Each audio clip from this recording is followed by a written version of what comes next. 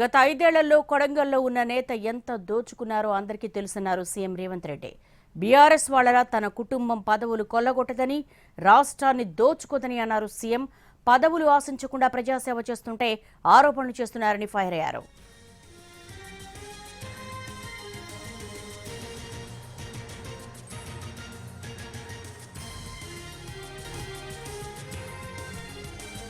ఆయన రామారావు అంటున్నాడు ఏం పదవి ఉందని. నేను అడుగుతున్న దిక్కుమాలినోని, మీ అన్నదమ్ములలో ఉన్నోళ్ళందరికీ పదవులు తీసుకున్నావు. ఆయన నీ సడ్డకుని కొడుకుకి రాజ్యసభ తీసుకున్నావు, నీ చెల్లెల్ని ఎంపీగా ఓడగొడితే ఎమ్మెల్సీ తీసుకున్నావు, నువ్వు మంత్రి తీసుకున్నావు, నీ మా బావ మంత్రి తీసుకున్నావు, నీ నాయన ముఖ్యమంత్రి తీసుకున్నావు, నీ ఇంటిలి పదవులు తీసుకున్నారు. కానీ మేము ఏ పదవి తీసుకోకుండా ప్రజలకు సేవ చేస్తే దాన్ని కూడా తప్పు అంటున్నారు.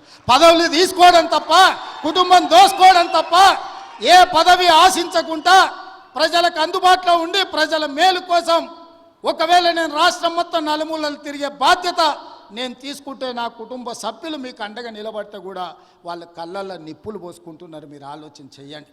ఆయన రామారావు అంటున్నాడు ఏం పదవి ఉందని. నేను అడుగుతున్న దిక్కుమాలినోని, మీ అన్నదమ్ములలో ఉన్నోళ్ళందరికీ పదవులు తీసుకున్నావు.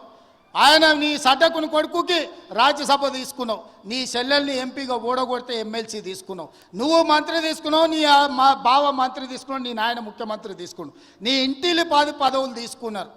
కానీ మేము ఏ పదవి తీసుకోకుండా ప్రజలకు సేవ చేస్తే దాన్ని కూడా తప్పు అంటున్నారు. పదవులు తీసుకోవడం తప్ప, కుటుంబం దోసుకోవడం తప్ప, ఏ పదవి ఆశించకుండా ప్రజలకు అందుబాటులో ఉండి ప్రజల మేలు కోసం ఒకవేళ నేను రాష్ట్రం మొత్తం నలుమూలలు తిరిగే బాధ్యత నేను తీసుకుంటే నా కుటుంబ సభ్యులు మీకు అండగా నిలబడితే కూడా వాళ్ళ